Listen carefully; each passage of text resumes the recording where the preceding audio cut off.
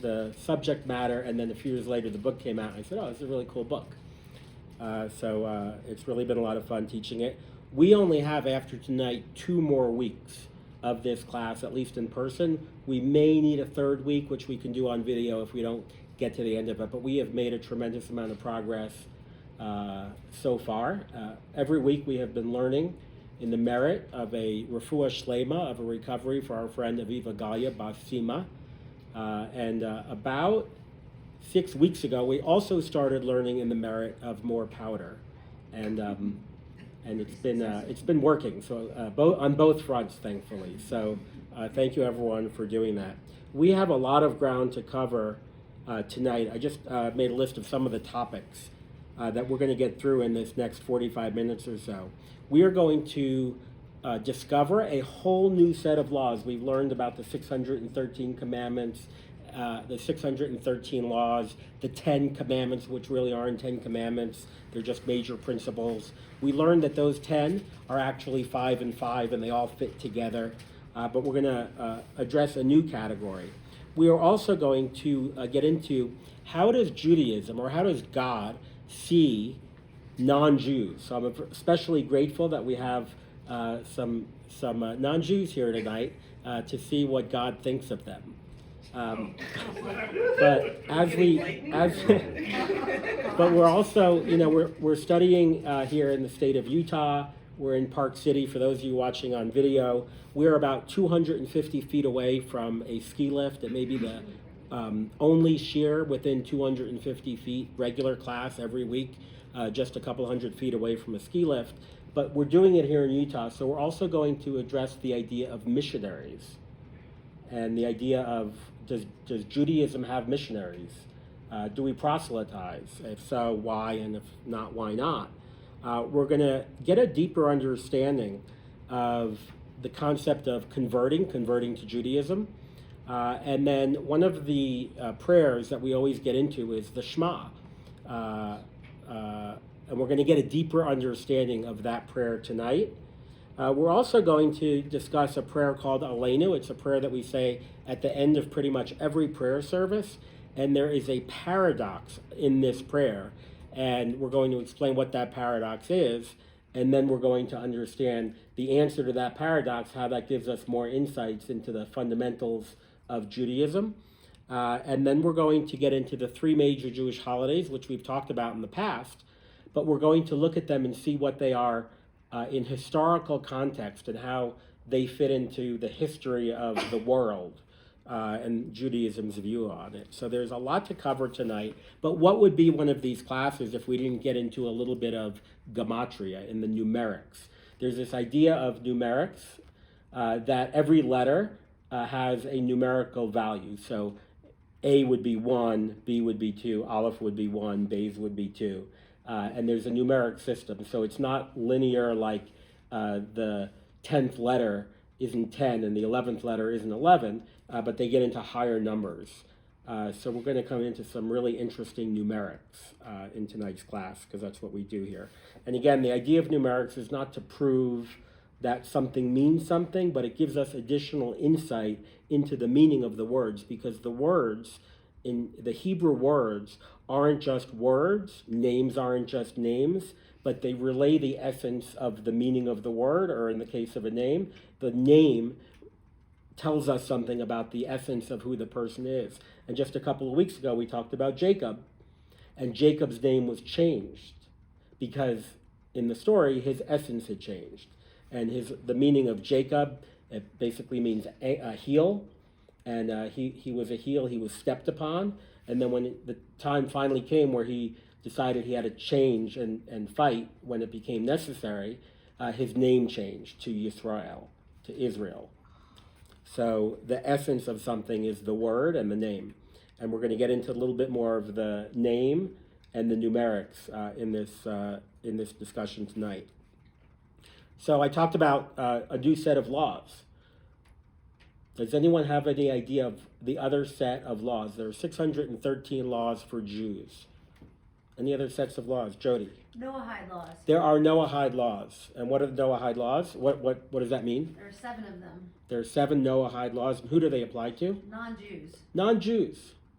So that's going to open up a discussion about the idea of that said, nobody told you.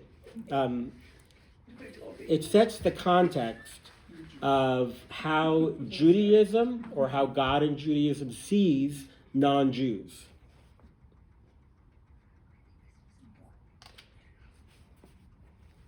The 7 Noahide laws are rooted not in the revelation where the Jews said, I accept these laws and we'll do them and then we'll hear what they are. That's what the Jews said. There's these laws. Every other country said, not for me. Too many restrictions. I don't want to eat that way. I don't want to lose one of my days of the week to Sabbath. And our tradition tells us that every nation was offered the Torah, and they all said, no, thank you. The Jews said, we will do, and then we'll listen to what those rules are. They accepted it. So the idea is that the 613 commandments are given to us in the revelation. Like God revealed himself to the Jewish people, these are the laws. But that doesn't mean that the rest of humanity doesn't have God-given laws. They do. And those are laws that came about not as a result of the revelation, but rather as a result of creation. By being human, by being created like Adam in the image of God, just by the nature of creation, humans are different than animals. We are created in the image of God, and therefore, if you're created in the image of God, regardless of whether you're Jewish or not Jewish, your humanity comes with obligations tied to it. And we're going to get into that. We're going to discuss this. I know everyone wants to know what those 7 are, but I'm going to make you come back next week to learn what those 7 are. Today we're going to get into a little bit of the idea behind it. And for those of you that won't be here next week, it will be on YouTube. Thanks to the head of our AV committee, Jay, here. Thank you, Jay. So We have like one. I will probably let one slip tonight. There we go. So one of the things that I liked about this book, I liked about the class when I was in the class, was it is a myth-busting book. We've been myth-busting throughout the season. And we're going to get into a little bit of that now, because I think there's a myth that is kind of laid out in the beginning of this chapter that we can bust. The way he puts it is, does God care about people who aren't Jewish? And there are 2 ways that one might view all of history in the aftermath of the covenant that God made with the Jewish people at Sinai. So God said, I created the Torah, the Jewish people accepted it, and the whole world exists because of the Torah, because of the Bible. Well, if that's the case, you could follow along logically, as he does here. From that moment on, it was the Jews who became the sole concern of the Almighty. All others exist merely to be tolerated, or perhaps in light of how they might serve in God's grander scheme for his chosen people.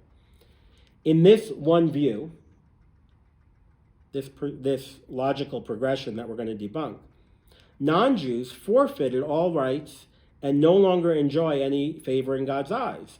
They are written off forever because the purpose of the earth's existence is the Torah. Without the Torah, the world would cease to be. And the Gentiles who do not accept the Torah are simply vestigial remnants of ancient times and of people who once might have been God's, but who are now consigned to the oblivion of divine concern.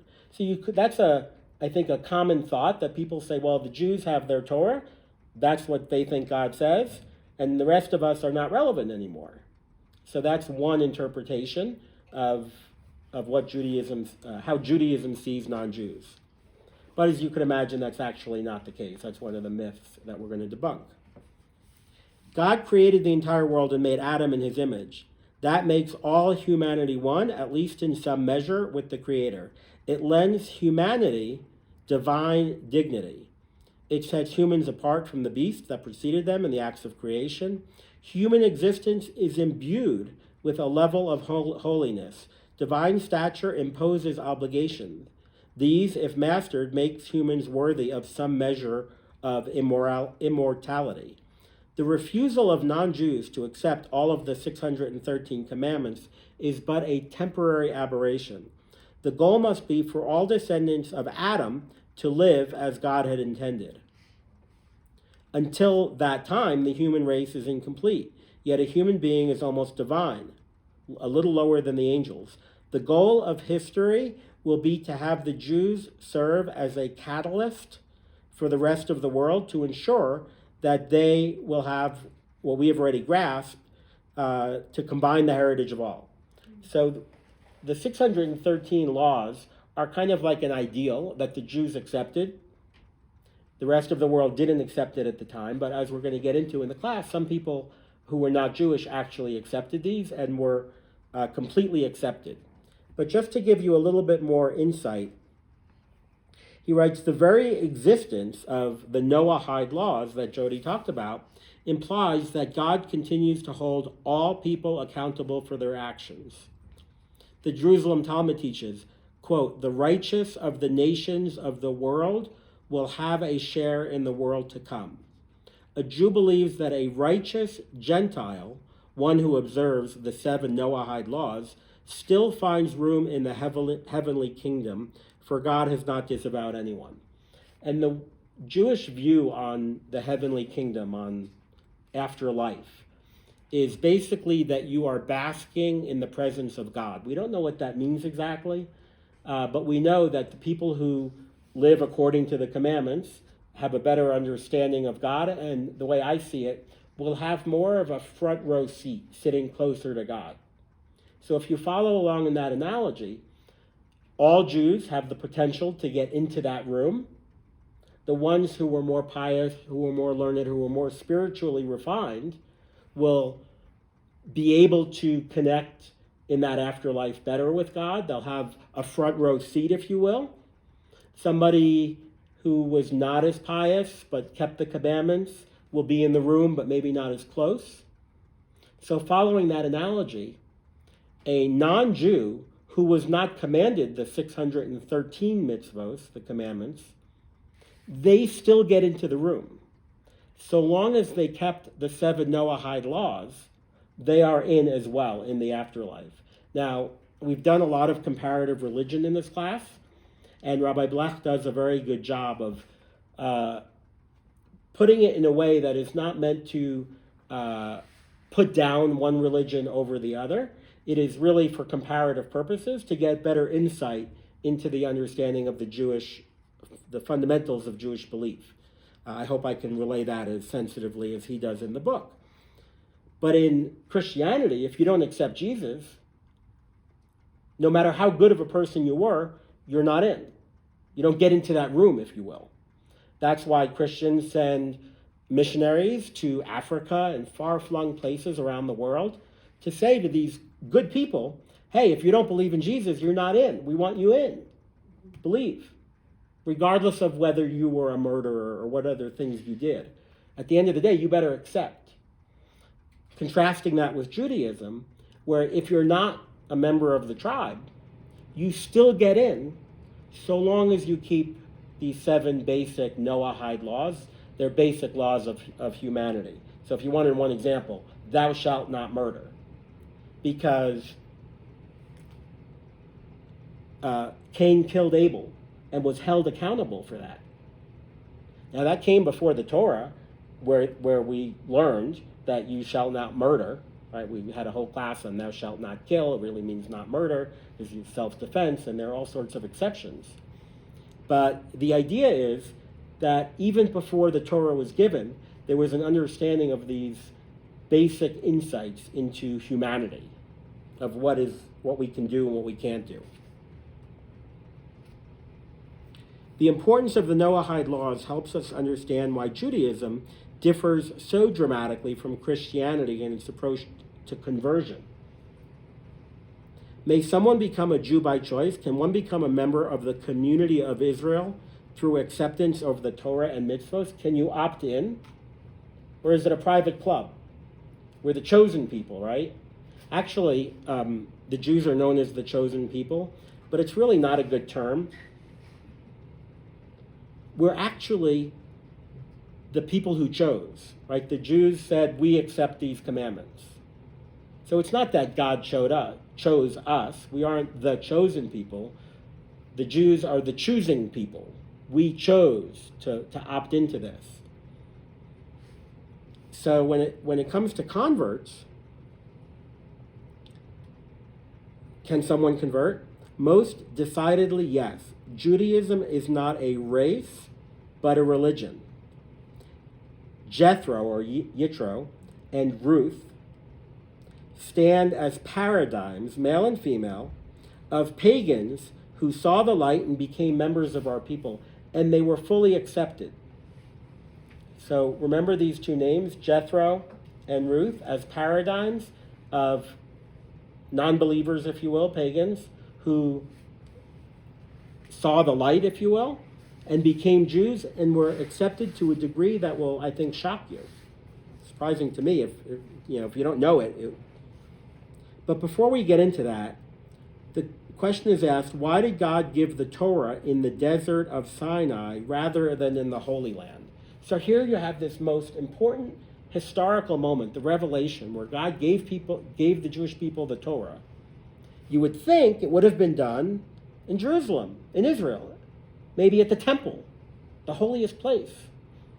So what can we learn from the fact that the Bible was not given in Israel, it wasn't given in Jerusalem, it wasn't given at the temple, it was given in the desert of all places? What does a desert mean? The desert is not the Jewish land. It's not a holy land. It's actually, the best way it's described is it's makom hefker. It's a place of, it's ownerless. There's nobody's, it's no man's land or everyone's land. The Torah was not given in the Holy Land of Israel, for that would have meant it would be uniquely the Jewish constitution.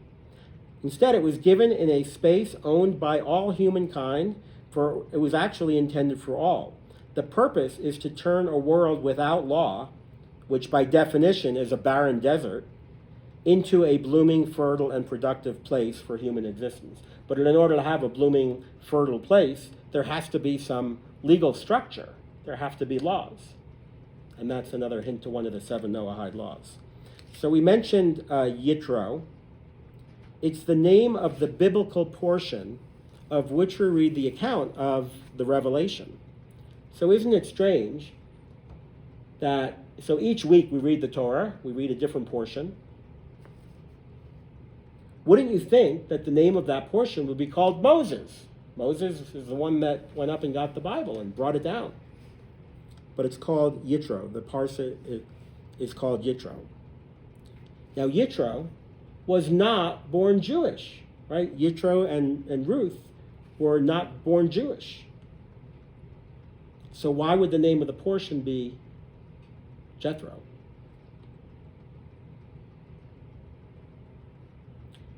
Because he is the greatest illustration of what the Torah is meant to accomplish, to transform idolaters into believers, pagans into worshipers of God. So Jethro had been a pagan.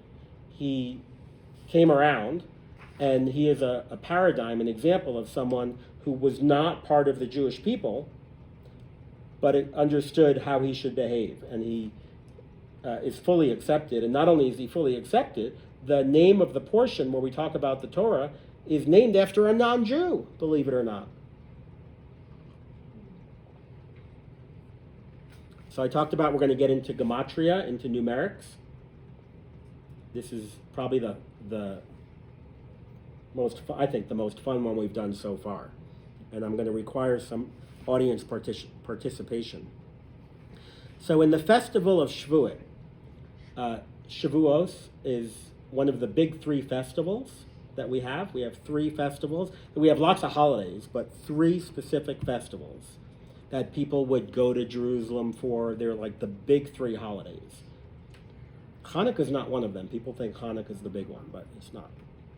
One of them is Shavuos, and that commemorates the receiving of the Torah. And on Shavuos, we read a portion of Yisro, obviously, because we're talking about getting the Torah, so Yisro is the portion about getting the Torah. But we also read Megillat Ruth. So you've heard of Megillah Esther, the story of Esther. We have different stories. They're part of the Jewish liturgy. Megillah means story. Megillah is basically a long story. Okay. Save the whole Megillah for someone else, right? So it's a story. And the story of Ruth is it's not a baseball Babe Ruth story.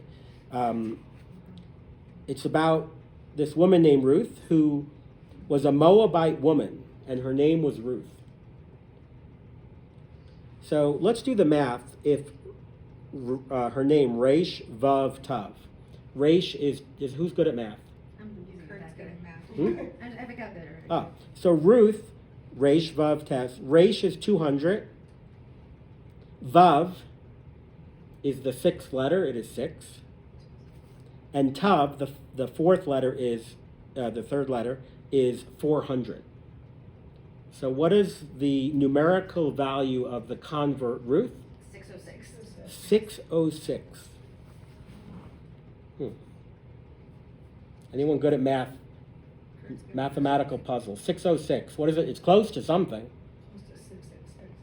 It's close to 666. That is not the answer. I know, but it's Something even closer. It's closer to 613. Closer to 613. How far is Ruth? 7 away. Ruth is 7 away from 613. Oh, wow. Oh, and that's a 7. Yes! Oh, wow, that's creepy. That's creepy. That's crazy. Ruth, who is the female paradigm of somebody who converts to Judaism, her name was 603. Wow.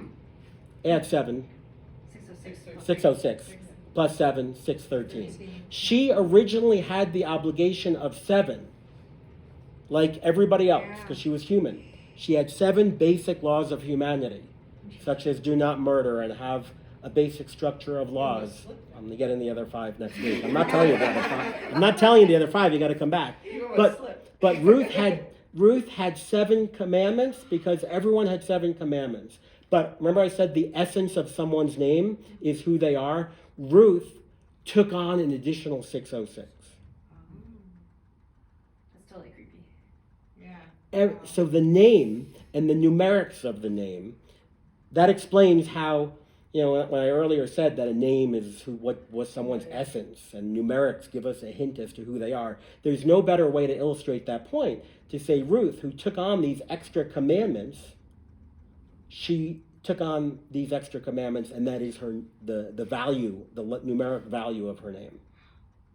So in Judaism, we accept someone who decides to convert.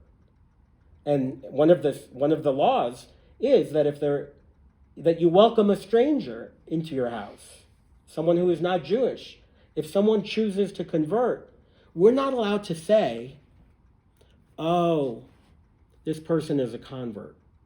When they are accepted into Judaism, and that's not done easily, we'll get into that, they are accepted fully and completely. In fact, when you call somebody up to the Torah for a blessing, you call up their name and the name of their father. So if someone converts and you're calling them up to the Torah for a blessing, and you call their name, you don't say, oh, just a person who's not so-and-so, the person of the son who's not Jewish. No, we call them the children of Abraham. And in fact, the question's asked. When we say the daily prayers and the introduction to the prayer, it says, blessed are you, our Lord, our God, and God of our ancestors, God of Abraham, God of Isaac, and God of Jacob. Well, a convert shouldn't say that, right? Because they're not. But in our view, a convert is a spiritual descendant of those people, and they are so accepted into the community that we don't leave any hint that they aren't Jewish, because when they convert, they are Jewish. So Ruth, who is the ancestress of David, so King David descended from Ruth, the convert. And we believe that the Messiah, who will, when the Messiah comes, not only will the Jews accept God, but the whole world will say, okay, God is the one universal king. That's kind of the role of the Messiah. So Ruth led to David, the king of the Jewish people. She wasn't just a convert, she was an ancestor of King David. And we know that the Messiah will come from King David. And therefore the Messiah, the Jewish Messiah, comes from Ruth. What kind of ancestry is like we're all waiting for the Messiah? Comes from a non-Jewish person. If that gives you any insight into how that person is accepted. So going back to the prayer of Shema. Hear, O Israel, the Lord who is our God will be one God alone. So right now, the Jewish people say that Shema. We say that prayer all the time. But at some future point in history, the commentator Rashi explains, he will be the one God, the God of all people. With this interpretation, we may understand why in many prayer books, following the final line of this prayer that we're going to talk about in a minute, Aleinu, that we say at the end of all the services, we recite the verse, and the Lord will be king over the entire world, and that day the Lord will be one, and his name will be one. We find the words, as it is written in the Torah, the Lord who is our God will be the one Lord for all, just one. So Judaism accepts the convert fully. Not only are converts granted all rights, but they are admired for stepping forward and acknowledging what others do not yet know, what the rest of the world will require the Messiah to teach them. So every convert is a follower of Jethro or Ruth. Every convert represents a stranger who disagrees with his or her progenitors and who now willingly recreates the moment of Sinai. Each convert has hastened the arrival of the Messianic era. So Jews have been exiled all over the world. And one of the, why did that happen? One of the explanations for that is, why didn't we just stay united? Obviously, there were lots of historical reasons why it happened. But one theological reason, the Talmud dares to suggest that one of the main purposes of the seeming punishment may have a totally different rationale. The Talmud says, Rabbi Elazar said, the Holy One, blessed be he, did not exile Israel among the nations, save in order that proselytes might join them. For it is said, and I will sow her unto me in the land. So one potential reason given, is that Jews spread around the world, is that the Jews are supposed to be a light unto the nations. And how can we live on our own? We talked before in previous classes about Abraham. Abraham's name was originally Avram, and it was changed to Avraham. So he became Av, means father. Instead of just a small country, he became a father of many nations. And the idea is that the Jews were spread around so they can be examples, rather than just being in their own community. So that raises a question. If that's the idea, if our end of world vision is that everyone is going to accept God and the ways of God, then shouldn't we missionize? Shouldn't we go around knocking on doors? Do you want to be Jewish? Right? We can go to the airports and give out flowers. Why don't we do that?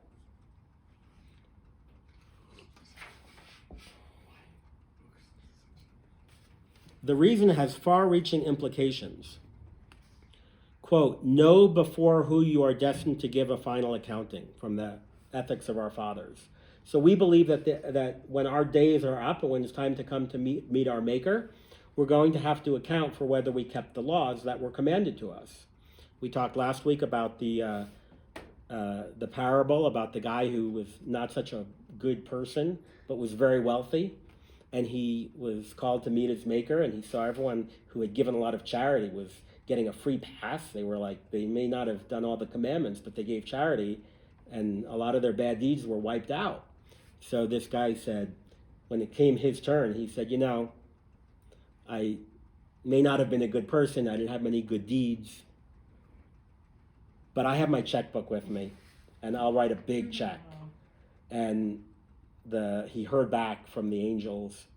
Here, we don't accept checks, just receipts. Right? It's too late. So we know that we're going to be called to task. So our sins and good deeds will be weighed and compared. It is an awesome responsibility, but one that is rooted in our past and our heritage. The non-Jew who is judged faces a far simpler test. 7, not 613, are the extent of his responsibilities. So we don't go around saying, oh, you should become a Jew, because we know that joining that covenant, if you will, comes with many obligations that are very hard. So we believe that a non-Jew can be accepted into the heavenly kingdom, if you will, by keeping the 7 Noahide laws. You don't have to keep all 6. It's not our view that you have to keep all 613. Keep the 7 that you have to keep, and you're in. You may not get the best seat, but you're in. So we don't want to go around and proselytize and get people to convert if they're not going to keep those laws strictly. Why would we want to burden them with that? So while it is kind of a long-term idea that we want people to accept, to understand the way God thinks we should live, we're not there to tell them that it's on them, because it's not their obligation. They only have those 7 commandments. In fact, the rabbinic attitude to those who come seeking conversion is push them away at least 3 times. Someone comes to a rabbi and says, I want to be a Jew. No, you don't. Do you realize you can't eat this? You can't do that? You have to do this? And if they come back after at least 3 times when they're told, I'm not sure you want to do this, I too will be like Ruth.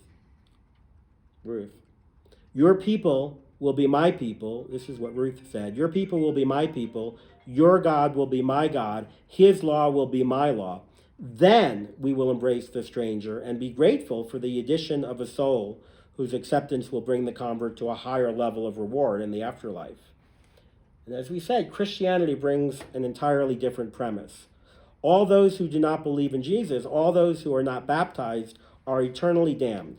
The damned can be brought to heaven if they are taught and believed in the glories of Jesus. That's why they go around and try to convert people. For the Jew, that gift already belongs to everyone. As stated in the Jerusalem Talmud, the righteous nations of the world have a share in the world to come. They earn this share through observance of the 7 universal laws placed upon the descendants of Noah. We will not convert someone to Judaism unless changing 7 into 613 offers an opportunity for far greater compliance, that the will of God and greater blessing. So if you only keep the 7, you're in, you're good to go. If you choose to accept all 613, great. We're going to tell you how hard it is and that you better not do it, because if you don't do it, it's going to be worse. But if you insist on it, we accept it and we embrace it. And you could even be an ancestor of the King David and of the Messiah. So I mentioned this prayer earlier. It's called Aleinu. I always liked it because it signified the end of the prayers.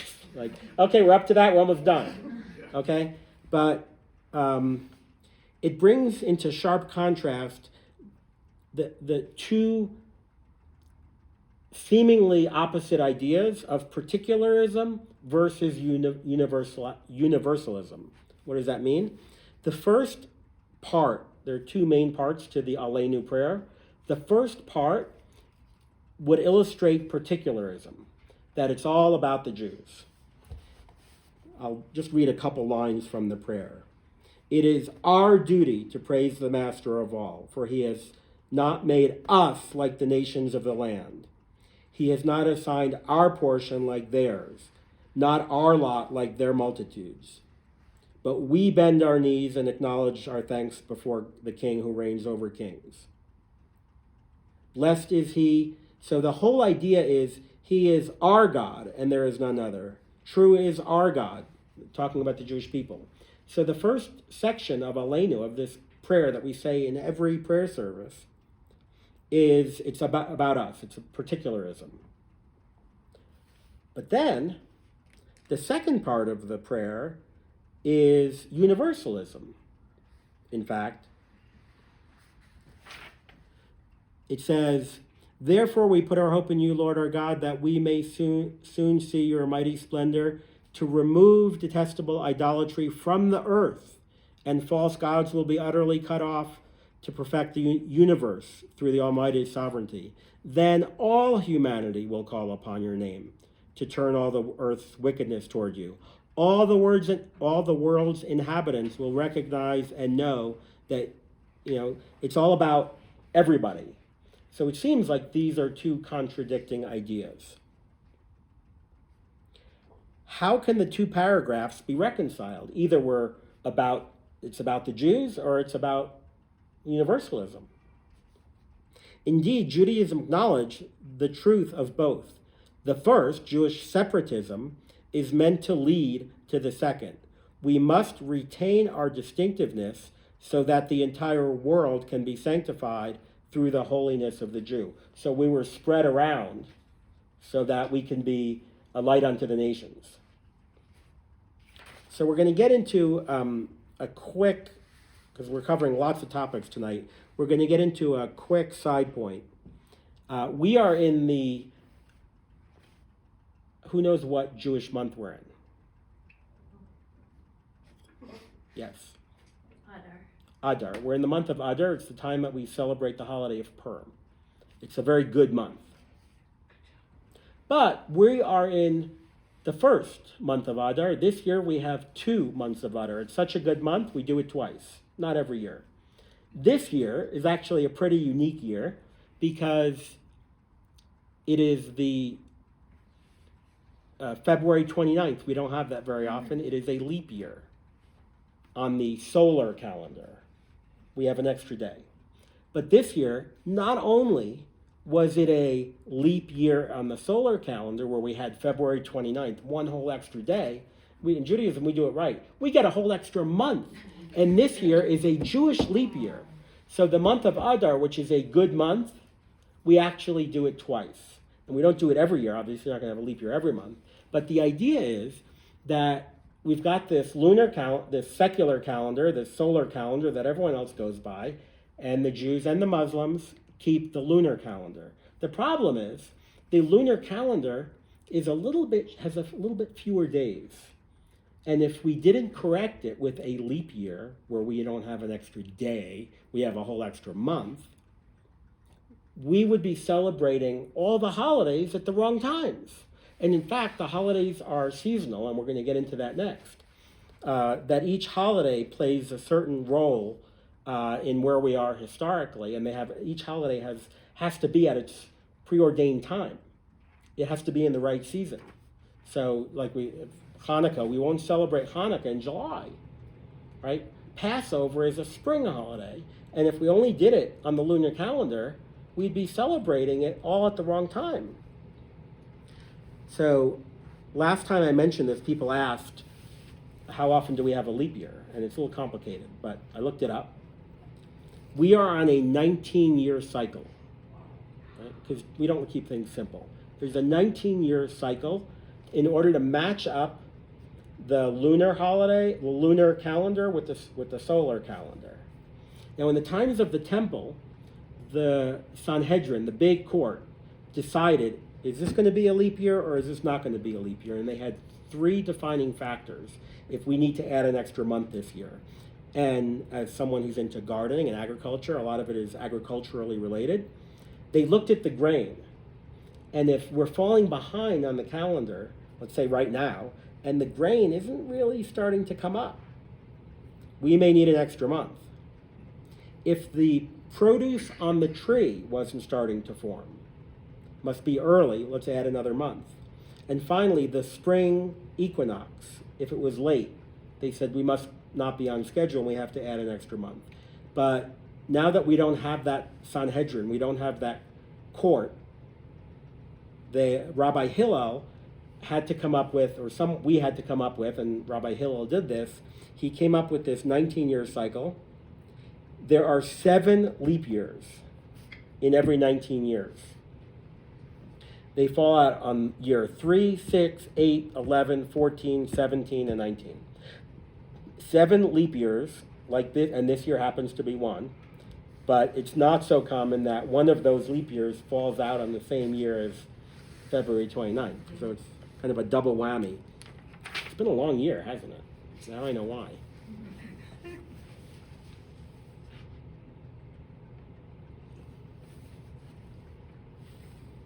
So, I promised we're going to get into the holidays, and I just explained how we keep them on track so that they fall out during the right season. The Exodus from Egypt contained 3 major aspects that are commemorated in permanently established Jewish holidays. Passover, the time when the Jews left Egypt, is identified always as the festival of our freedom. We left Egypt, we were free. 50 days later, when Jews came to Sinai and accepted the Torah, Shavuos would always remind us of the time of giving of the Torah. And we commemorate the giving of the Torah on Shavuos, which always comes out 50 days after Passover. The 40 years wandering through the desert leading up to the entry of Israel would be marked by Sukkot, the festival of our rejoicing, which happens in the fall. Each of these festivals is described in a way that recalls its historical component. So as we go through these 3 holidays, think about their historical component. Yet another aspect is also built into every one of them. The history of our people coincides with specific seasons. These seasons become crucial to the proper observance of the festivals. So this is kind of where the holidays and the seasons and the historical relevance all come together.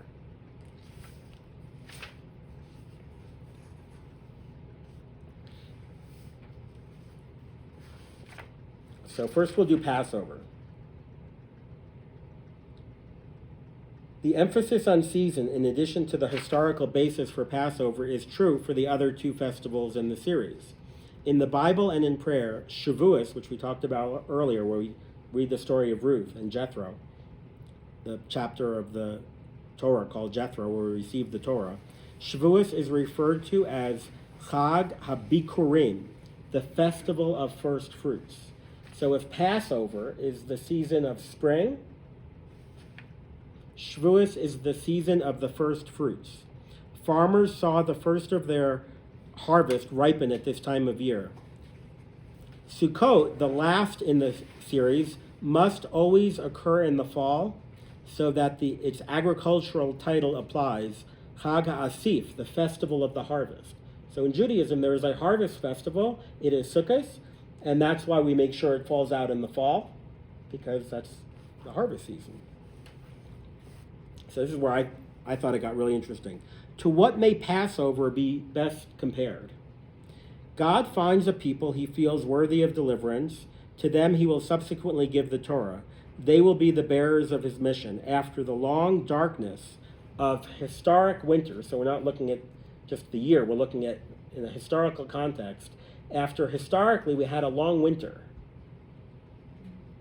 all of a sudden the Jewish people come along and they say, we're going to accept, first we're going to be made free, and God freed the Jewish people from their slavery. After the long darkness of historic winter, God's people begin to blossom. It is spring. Lovers, God, and Israel meet. But the meeting has not yet borne any fruit. So God freed us from Egypt, and we were wandering through, but we were just wandering through. There was no fruit yet. But the meeting has not borne any fruit. Without Torah, one can speak of no real fulfillment. Spring is thus the season of promise, right? When you see a little thing coming up out of the ground. I have garlic right now that I planted in November. I'm using my parents' Ring camera to monitor the progress of my garlic. I know I'm weird. But my garlic is coming up. We're getting into spring. Here we're going to get more snow. But it is the spring season. Now, I can't eat my garlic yet, but I have a little promise that it's coming up. It's that season, right? It's that potential right now. Spring is thus the season of promise, projected in terms of budding and blossoming, but it remains for Shavuot the time of the giving of the Torah to metaphorically coincide with Chag HaBikurim, the message of historic revelation of nature sending forth its first fruits are in fact identical. Just as the farmer longs for his fruit to come forth from the seed, so too did God gratefully recognize the spiritual birth of the Jewish people. The world bore its first fruit when the Jews said, "We will do and we will hear," the holiday of Shavuot. So if Passover is about the spring, and the spring is about promise and freedom and potential, then Shavuot is the first fruit. So I think we're done, right? Those are the two holidays, or did we miss one? Oh, there are three holidays. What's the third holiday? Sukkot. It's the harvest festival. Now remember, we just celebrated Passover, Shavuot. Shavuot is the holiday of the first fruit. And that first fruit is the Jews accepting the Torah. But that is the first fruit. It's not the fruit. It's not the only fruit. We will, in the future, have the third holiday of Sukkot, a time of rejoicing. And that is the harvest festival. That is when we get into the real bounty comes in the fall. So if we have our freedom, good. If the Jewish people accept the Torah, now there is some fruit born from that promise. But Sukkot, the holiday of harvest, the time of rejoicing, is the third one. Yet the moment of revelation in nature is not the final harvest. It is merely synonymous with the festival of first fruits. How fitting the comparison when one notes the word used by God to describe his people. At the burning bush, God already informed Moses that he would one day warn Paro about the plague of the firstborn. The reason for the 10th plague was given, and thou shalt say unto Paro, "Thus says the Lord, Israel is my son, my firstborn, and I have said unto thee, let my son go," let my people go, "let my son go, that he may serve me, and thou hast refused to let him go. Behold, I will slay thy son, thy firstborn." So the firstborn in Egypt were slain, and we have a concept in Judaism that both reward and punishment are, we call it midah keneged midah, one opposite the other. We talked about an eye for an eye, which is not literal eye for an eye, but one opposite the other, each is relative. So if you are not letting my son go from Egypt, I'm going to slay your son.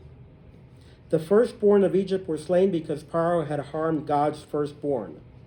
My son, my firstborn is Israel. Firstborn in what sense? The commentator Ibn Ezra explains, they were the first of my children to serve me. Now keep in mind, Passover, Shavuot, Sukkot. We did Passover, we did Shavuot. God has many children.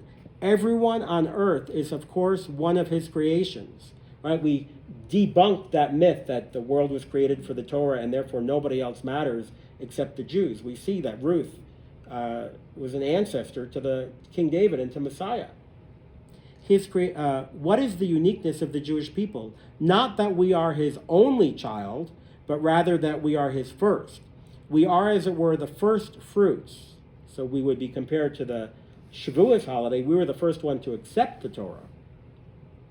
We are, as it were, the first fruits of the Blessed One. How appropriate that at the moment when the first nation appeared on the scene of world history to acknowledge God as master and accepted his will as law, nature speaks an annual message and says, "This is the time when my first fruits flower in the spring, when my garlic comes up."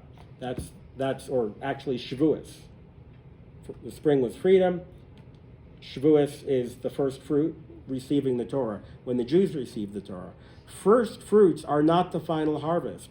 Shavuot cannot be the end of the cycle of festivals. How could God, who created the entire world, be content if only a small portion of humanity is dedicated to him? History must bring about recognition on the part of all.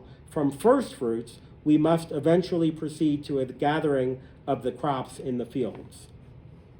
Significantly, the readings of the Haftorah, which is after we read the Bible, we read an extra portion, during the holiday of Sukkot, it has to deal with the Messianic era, when all the nations shall acknowledge God, and when the kingdom of heaven will reign on earth. That second chapter of the Aleinu. Right? If the first was only about Jews, the second is universalism, that everyone matters.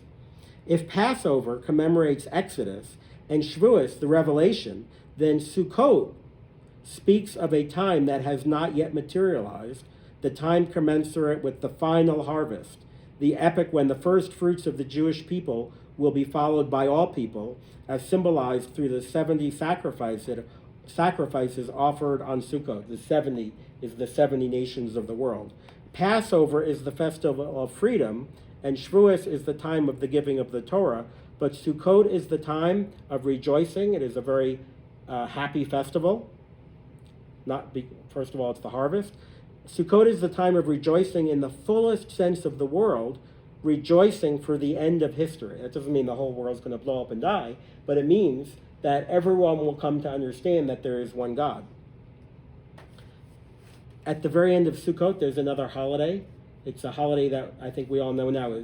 We know it's called Simchat Torah. It was October 7th this year, so while it's a joyous holiday, it now has some. It's harder to be joyous. Not on Shavuos. When do we observe Simchas Torah, which is a holiday where we complete the reading of the Torah? Each week we divide the Torah into portions. So one of them was Yitro, and throughout the year we read a different portion each year. Going back to the leap year, by the way, there are 54 portions of the Torah. In the leap year we have 54. So this year we read each portion once, but when we have a shorter year, sometimes certain chapters are combined. We have a double, like we're in synagogue longer, we're reading two portions together. Simchas Torah is when we complete the cycle. And you would think we would complete the cycle on Shavuos, which is the time we got the Torah. But it's not on Shavuos, what we might have expected. True, the Jewish people made a commitment at the revelation, but there could not be complete happiness if the Torah, given in the desert, remained in the realm of my son, my firstborn. It was still the festival of first fruits. The Torah, however, was meant for all people. There must be and there will be a Sukkot for all the nations of the world. That final harvest, that complete harvest, that time of rejoicing. So the idea is that in Judaism, even though the world was created for the Torah and the Jews accepted the Torah, that doesn't mean that the Jews are all that mattered. There are 7 Noahide laws that apply to all human beings, because all human beings are created in the image of God and therefore are all holiness, and they all have access to the future as long as they kept those 7 Noahide laws. But as we read in Aleinu, the Jews are special. They are the first. They are the first fruits relating to Shavuos. That is not the end of the story. And that we are spread around the world to be a light unto the nations, to spread the message of the unity of God. Not because we're satisfied, as we've talked about in other classes, of the guy on the subway reading his book and not getting up for a pregnant woman who walked on the subway because he was so busy reading his book that he didn't pay attention to the world around him. The point of reading the book is to pay attention to the world around us, to be an example for other nations, and that may be why the Jewish people aren't only in their land, in the land of Israel, but we were spread around the world to spread that idea of one God. And we have celebrated Passover, right? We are free from Egypt, and we relive that every year. We celebrate the holiday of Shavuot, where we receive the Torah, and we redeclare our commitment to that. And while we celebrate Sukkot, that final full harvest, we say it's a time of rejoicing, but that's a period that hasn't happened yet. Passover in the time of Egypt happened. Shavuot, receiving the Torah, happened. That time of the universal rejoicing, where everybody understands the universalism of one God, that is a time that we look forward to on Sukkot, on the third and final holiday. So thank you to everyone for tuning in for such I think it was like the meatiest, most substantive class of the season. So thank you for sticking with it. We're learning in the merit of our friend Aviva Galia Basima to have a full recovery. This is class 12. We have 2 more in-person classes. We'll see if we get through that first section of the book. We're almost there. The ski season is not over, so we will continue to also learn in the merit of more powder. It's been working, so we're going to go through this month. And thank you, everyone, for participating. Are there any questions? I know last week there was a question about, we talked about, in last week's class, we talked about the importance of health, how health is a mitzvah, taking care of your body is a mitzvah, and it is such a strict commandment that there's a concept in Judaism called nullification. And nullification is, let's say you have a pot of soup, big pot of chicken soup, and we don't mix milk and meat together. And in your big pot of chicken soup, let's just say you have 60 ounces of soup, chicken soup, it's meat, and we don't mix milk with it. And something happens and accidentally 1 ounce of milk falls into that soup. You can't scoop it out, it's already mixed in. You now have 61 ounces of kosher soup. We nullify 1 in 60.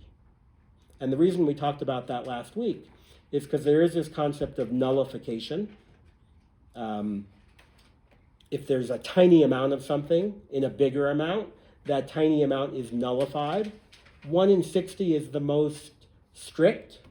There are others where it's a simple majority. I told the story of the time, not the only time, but one time when I got kicked out of class. It must have been 7th grade, and we were learning about this concept of nullification. And there's a story in the Talmud. You're walking down the street. You're walking down Main Street, and there are 3 butchers in town. 2 of those butchers are strictly kosher. One of them is not. It has pig, it has cheeseburgers, the whole thing.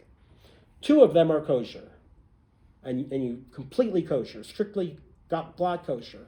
1 of them is completely not kosher, and there are 3. 2 of them are kosher. You're walking down the street, the Talmud says, and you find a piece of meat on the street, and it's not packaged. It doesn't say I'm kosher store number 1, I'm kosher store number 2, or I'm non-kosher store. You just find a piece of meat on the ground. And the Talmud says, because of the idea of nullification, because of a majority of them were kosher, you can eat that meat that was on the street with no package. I raised my hand. Why would you eat a piece of meat off the floor that wasn't packaged? It's disgusting. I got kicked out of class for that. So I can't tell you the answer, but I know that there's this idea of nullification. When it comes to, and the reason we brought up this concept is because when it comes to health, caring for your health, there is no nullification. So we say that these laws are given to us for us to live by them and not die for them. So if someone, God forbid, is sick or potentially has a serious illness, we don't say, well, better wait until Sabbath's over to find out, to take him to the hospital. We say, take him to the hospital. Well, what if there's a chance, 1 in 100, that person is seriously ill? There's a threat. We say, do we have nullification when it comes to health? No. Even if there's a 1 in 100 chance or 1 in 1,000 chance, better to live for these laws than die for them. We violate the Sabbath in order to keep someone alive. And we don't even nullify it by being unlikely. If there's any chance that this person's life is at risk, we take them to the hospital. We call 911. And we don't do it in a hidden way as if we're embarrassed. Oh, don't let anyone see. We said last week that if you have to call 911 on Sabbath and you're in synagogue, the rabbi will call if he's the one closest to the phone. Not the person who's in synagogue who isn't observant anyway. Oh, let them do it because they don't keep the laws anyway. No, the rabbi does it because it's not a violation of the law. It is keeping of the law because we are supposed to live for these laws and not die for them. And that's why we talked about nullification last week, is because we are so strict about the laws of taking care of your health that those come first even before the ritual observance of the Sabbath, one of the Big Ten. There is no nullification for that. Even though, when it comes to mixing milk and meat, there is nullification. It's a pretty big one, 1 in 60, but even eating non-kosher food, it's a simple majority. And that's what we learn in the Talmud. The actual law may be a little bit more, we take on a little bit more strictness in reality, but it just brings in that idea of nullification. Were there any questions about that from last week, or did I cover it? No. Thank you, everyone. I hope to see you next week, where we will discuss the 7 Noahide laws. So, Jews and non-Jews alike. I look forward to seeing you next week. Thank you. I missed the one part. Oh, everyone comes with questions at the end after Jay shuts off the camera. No, you can shut it. We're too long. Why do we have the celebration of the Torah until Sukkot?